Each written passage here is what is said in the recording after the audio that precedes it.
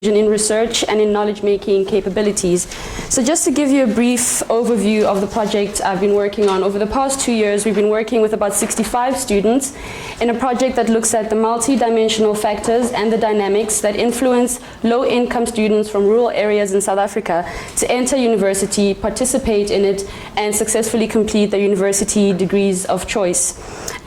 We are using a capabilities framing for learning outcomes, which means we understand them as being both cognitive and non-cognitive. So it really does cover the range of things that students have value to be and to do as a result of being in higher education.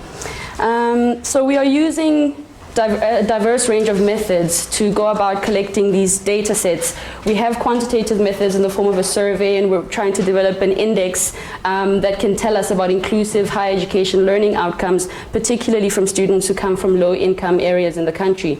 We also have qualitative research in the form of life history interviews, and then we are also working with participatory methods, and this is what I'm going to be focusing on today.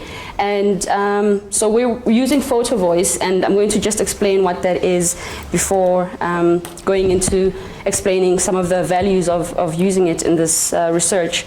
So we decided to use Photovoice to kind of complement the qualitative research element or strand in our research in order to explore and deepen our understanding of how students experience, how they experience and perceive inclusions and exclusions at university. We also wanted to involve students as co-researchers in a simultaneously creative but also critical knowledge creation process. And then we think Photovoice also gives students the opportunity to enhance their capacity to tell stories of capability formation using visual narratives. Your thing is not showing. Oh, I have not been. Is it necessary? Well, you put all that work in. Well, you wrote it for us. Can you follow what I'm saying, though? Yes. Okay. But we don't Okay. want to try and put I'm trying.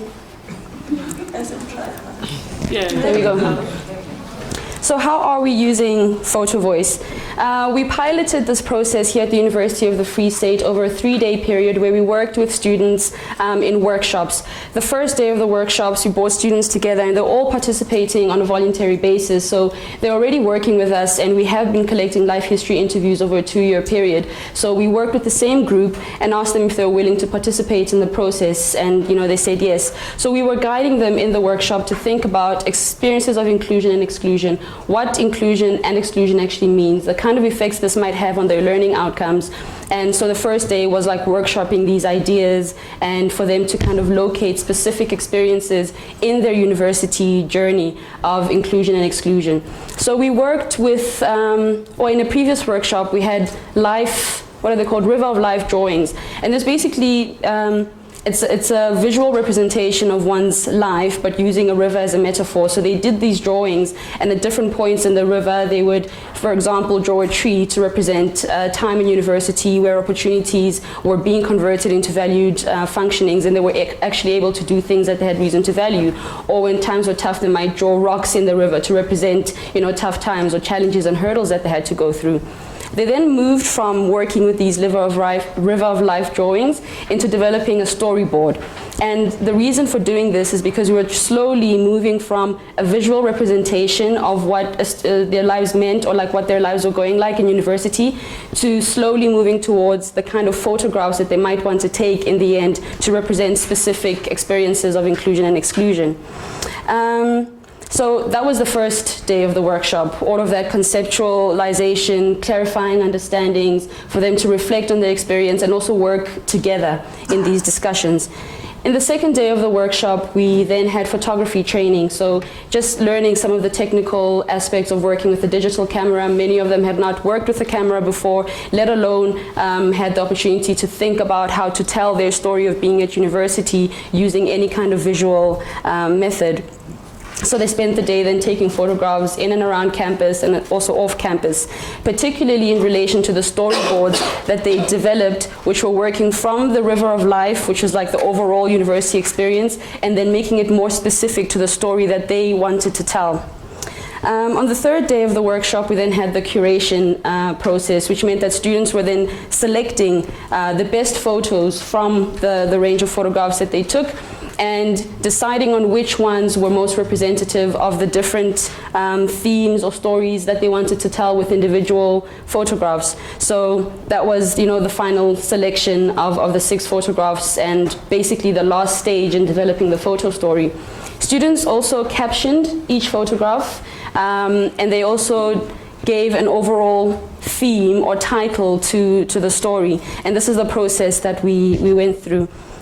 In the end, like just to give you a snippet of what the product looks like. Oh no. Arrow. Where's the arrow? This one? It was there. It was No. Oh wait, there's also that option. When you try to do fancy technical things and they don't work. I don't think I can really help either. Okay.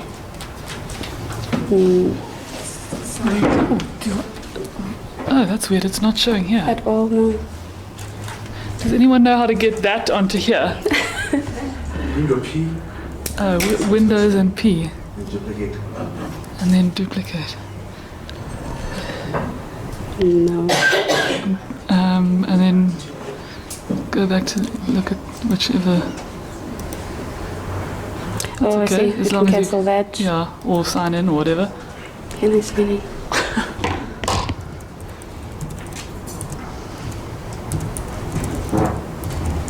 can see your passport. I know. He's lying, don't worry. Okay. Oh, good. Yes. So this is an example, or like just a snippet of a photo story, because at the end of this process, students also had the opportunity to narrate their story and explain how they took photographs, the story that they wanted to tell, the symbolism, some of the metaphors that they were using, how they came up with captions, etc. So it's literally them telling the stories that they want to tell through photographs. And this is just a snippet from one of those visual stories.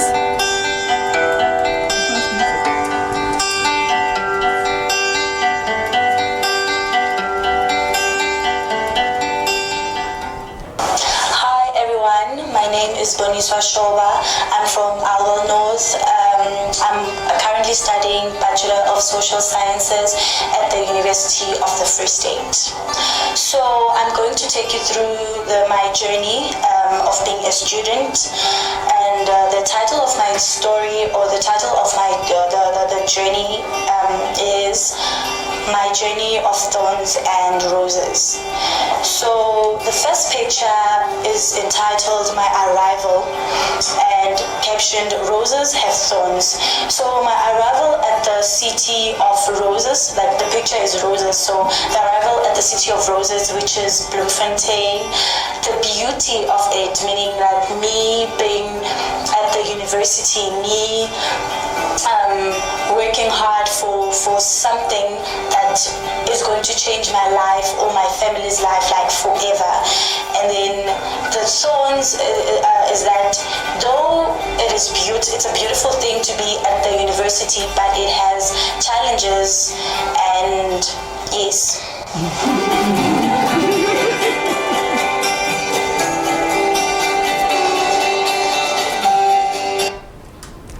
So, yeah, you want some more?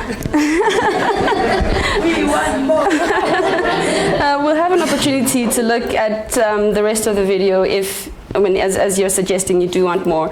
But I just wanted to go back to the presentation and reflect on what the value has been in using this approach, not just for us as researchers, but for the research participants as well.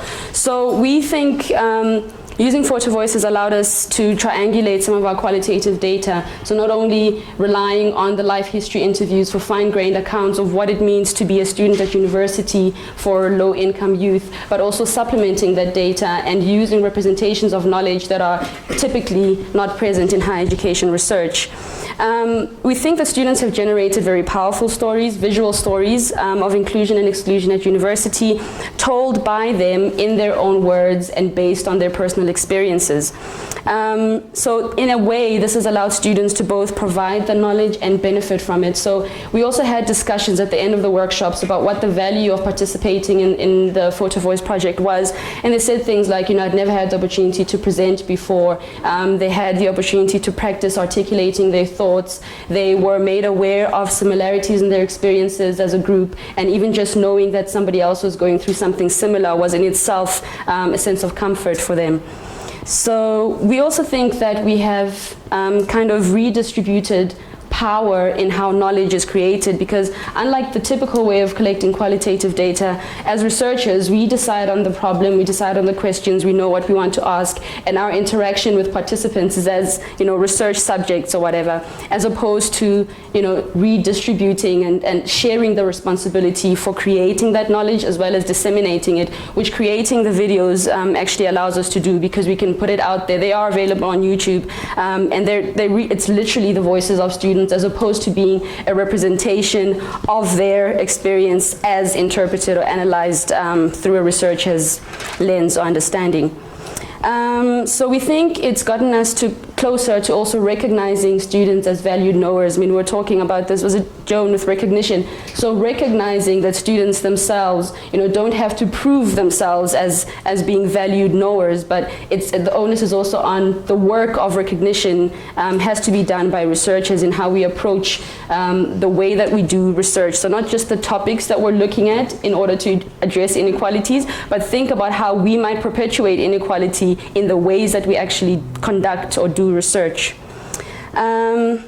So we think it's also improved the reciprocity in creating knowledge, which is a step closer to epistemic justice. So in a sense, participatory research, and in our project, using a Photovoice approach, is just getting closer to breaking down some of those barriers, or bridging the gap between who we might consider as researchers and people who we do research with, and whether or not that dichotomy of research and researcher, those who know and those who don't know, like those boundaries are being a bit more blurred. And so we're redistributing both how knowledge is created and how it's being disseminated. So hopefully, you know, ways of doing, if research is done in more ways that are similar to this, we do get closer to achieving epistemic justice, not through the topics that we research, but in how we're doing the research. Thanks.